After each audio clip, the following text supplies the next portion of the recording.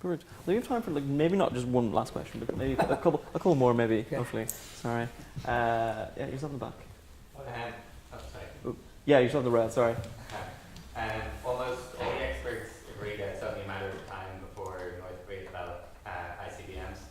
And so I was just wondering, what do you think the U.S. response should be to that? Whether it's before or after? Yeah, my advice. I'll tell you what I used to advise. First of all, we shouldn't try to solve this without. You can't solve this without China.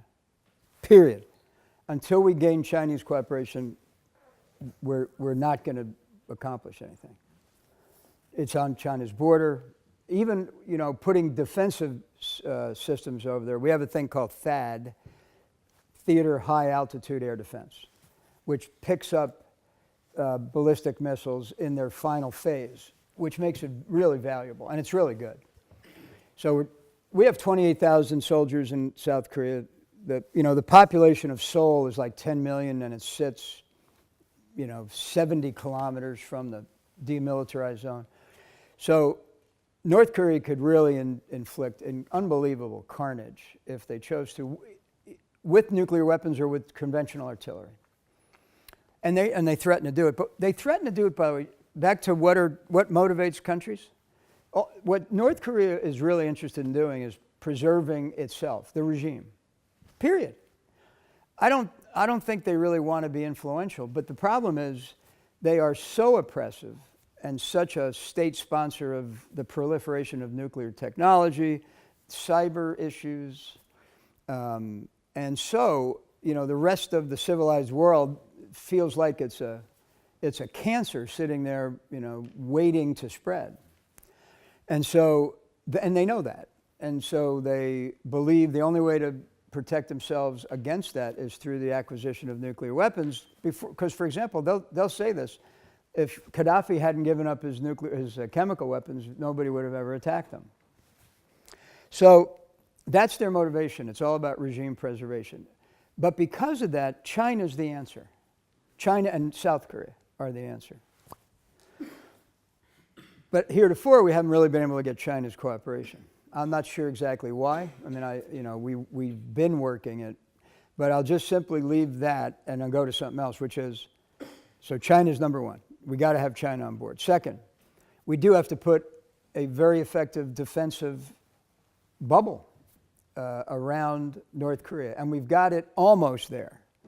We've got very capable systems in South Korea. We have very capable systems afloat. We have some land-based in the United States. If we put this thing called THAAD in, it makes it even more effective. And we've got some sitting in that we sold to Japan, and so they've got them. So we've got a pretty effective bubble. The problem is, I think you probably know this, the Japanese and the South Koreans have historical animosities that won't allow them politically to work together. So the way you make a weapon system effective is you link it. You share information, you share intelligence real time, so that something happens over here, all U.S., Japan, and Korea would know about it. And therefore, the system can orient itself to deal with it. We don't have that. We don't have that because it's called a JSOMIA, an information agreement with Korea, and we've got one with Japan, but we don't have one between Japan and Korea, and they won't sign it. So right now we're kind of about 90% where you'd like us to be, or where we'd like to be. And the last thing is, and this one is a bit provocative, I suppose, but at some point, right now we've built our system to worry about the arrows. So if this were Hunger Games, we can catch the arrow. But at some point, you got to worry about the archer.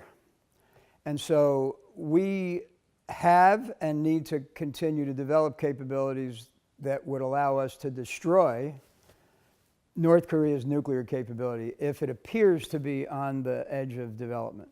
Because the problem with North Korea is they actually use it.